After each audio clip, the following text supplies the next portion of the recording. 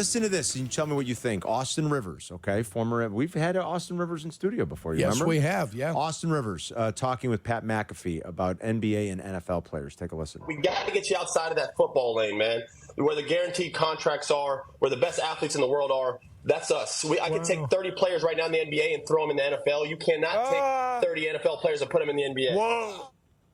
So he said you could take 30 NBA players and throw them in the NFL. I think that's a little aggressive. But you can't take 30 NFL players and throw them into the NBA. I could take four. I believe I could take 4 NBA players, and they could play in the NFL. I don't know if I can take one NFL player and play him in the NBA. So I think he's right. I think his numbers are wrong. I think his numbers are off. And your guys that played exclusively college basketball in college and then converted and became tight ends like Marcus Pollard. Yes. And became tight ends. I figure there are others that had done that also. Tony Gonzalez did that, right? Well, but Tony played football too. Yeah. So he played both. So that's a little bit different. Okay, that's different. So I could say, like football to basketball, I could say Tony Gonzalez, right? Then he'd be able to do it. I'm talking about currently. There have been guys that played college basketball, and they went through a little run of this where they thought they could become good tight ends, guys that would never go to the pros, 6'5". They played small forward or power forward for their college basketball team, had the speed, had the quickness, had theoretical toughness. They're hoping they'd be able to put them in a football uniform and develop into something. That's been done from college basketball to the pro football. It's not necessarily Charlie Ward. Charlie Ward, right? That I can remember. Now, there might be more examples out there that other people can remember. Charlie went from Ward, playing both to being playing in the NBA for a long time. Playing the NBA only. Only. Because nobody saw him be able to come in and play at the NFL, and there was more money in the NBA. There was guaranteed contracts in the NBA. Right. I mean, let's face it, for Charlie Ward, that was a smart move. Yes. You know, playing Samardzija, playing baseball, or playing football. For him, playing baseball was a much more lucrative career than he was ever going to have playing football. Guaranteed contract. He got a big signing bonus, remember? Yes, yeah. I do. I mean, Samardzija ended up signing like a $90 million with deal. Oakland, right? With San Fran, I want to say, right? Okay, I thought it was with Oakland. The Giants.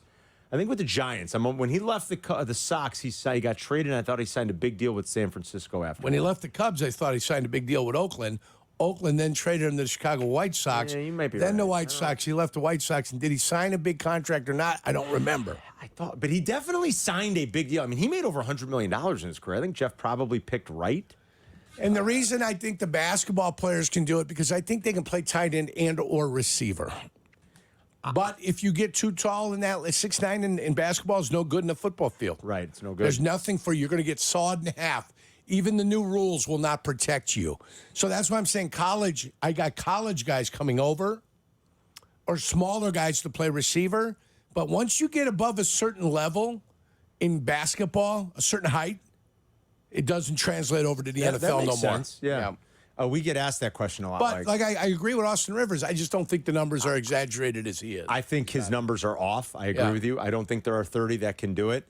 I do agree with him that I think from a pure athletic standpoint, I've always said this, I think basketball players, professional basketball players and professional soccer players are the most like purely athletic people there are. It takes the most just basic, pure, God-given ability to play those sports at the highest level. And when we talk about, well, how do you gauge a person's athletic ability, they do have testing for it, and it's a lot of times of quickness and agility and explosion and things like that. I don't think there's reaction time. I think basketball, professional basketball and professional soccer players are the best athletes. I really do believe that. So I agree with them there. I think 30 is way high. You said you think there are 4 players right now you could say in the NBA could go play in the NFL. Who are they? Oh, boy. I've got to go. I thought maybe you had 4 in mind. No, I'm just thinking, okay. not who they are. Okay. I just was trying to tell you that his numbers were off. Okay, I got you. Because there is a different mindset. I thought maybe you had like 4 in mind. The dog in basketball is not the dog on the football field. You know what I'm saying? Sure. It's not necessarily the dog. It's the guy that's capable of taking a beating. Yeah. So I got to find out those guys that are capable of taking a beating and dishing out a beating. Like who don't mind that physical contact. Everybody says LeBron. Problem with LeBron is he'd be falling on his back, flopping all the time, looking for calls. And that doesn't work in the NFL. Listen, there's something to be said for finding a way mentally to get through when physically you've been beaten down. Yeah. You know, that's you got to keep getting back up. It's hard. Go ahead, Are there Chris. any players like LeBron's stature that could perhaps do what Micah Parsons does on the edge? I know, Jurk, that like LeBron's not tough enough to play defensive line, but is there a player that has the build like LeBron that could get low around the corner and make a run at the quarterback? So I'm looking at 6'6" Yeah. and below. Like Jimmy Butler. Could Jimmy Butler that's who I was play gonna say. defensive end? Could Jimmy Possibly. Butler play like He's a strong tough safety? guy. Here's what I'd say. He play strong safety? I think Justin Fields could play. I think Justin Fields could play basketball. Basketball. I bet you could. I bet you he's athletic enough. He can jump out of the gym. I bet you Justin Fields could play basketball. I bet you could. To me, that's hands down not even a problem for him. Like Josh Hart. Transferring. Could Josh Hart That's a play good one, somewhere too. That's a good on one. a football field? Because he's so strong, dude. That's a good one. Help. Josh Hart on the Knicks. Thank you. Yes, on the New Help. York Knicks, yeah. Josh Hart. Oh. Josh Hart on the Knicks. Give me a Former Villanova player. height and weight. Josh Hart's probably. Am I being over aggressive if I say 6'7", Chris, or is that probably what Josh Hart is? Probably shorter than that. Yeah, I was Is he a going to little say shorter than that? borderline Okay. too Like big. Borderline 6'5", too big. 6'6". Okay. Yeah, maybe about. Josh is listed at. Yeah, he's listed at 6'4". Okay, so I was a little high. Yeah. He's just so strong. He's imposing looking because Josh Hart is strong. I like it. 6'4", 2 what?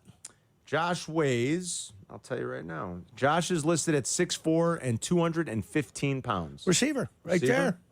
I love it. Probably too slight to be a defensive end, but a receiver, Yeah, sure. definitely, definitely safety. too slight. Strong safety, not even linebacker type. No. I can't even have him coming off the corner. I can get 245 coming off the corner. The problem is when you come off the corner in the NFL, you're going up against these tackles. I That got you, but they're 340. but quickness is no, as I'm talking important, about. yeah. I'm talking about like the strength aspect Yeah. of it. You're like, if you're not, Technique. if you're and quick- 220 pounds, like you're going to get gobbled up by a guy that's but 340. quickness. right? Who's number 7? Hassan Reddick. Hassan Reddick, yes, correct. How big is he? He's 245, right? Probably no. I think you get Hassan Reddick coming off the. Sometimes quickness and technique is as important. Them big guys have a tendency to lean a little bit, and if you get them leaning the wrong way, then all of a sudden you got a chance to be successful. You know what I'm saying? yeah. Hassan Reddick is 240 Yeah, pounds. but all I'm looking now is at size and now I got to find a mentality. all right, Playing so basketball is different than playing football. I need a football mentality. The football mentality is different than the basketball mentality. it's a good sports Yeah. radio topic. But I knew it would be. We got some calls rolling in. We could take some. I don't disagree with Austin Rivers, though. See, I think people thought you would, but I think there's more basketball guys that can convert to being football than there are football to being basketball. That's just me being honest. I would- me looking back in the history of what's happened to be able to say probably. I would agree with Jurko. But I'd love to have one come on over and then would make it a point to beat the living crap out of him. And if he could survive it, then you know that you could trust him on the football field. I would agree with Jurko on this. But We'll you got to send him through the ringer, though. You have to. We'll take some calls coming up next. 312-332-3776. We'll be right back. You're listening to Carmen and Jurko on ESPN Chicago, Chicago's home for sports.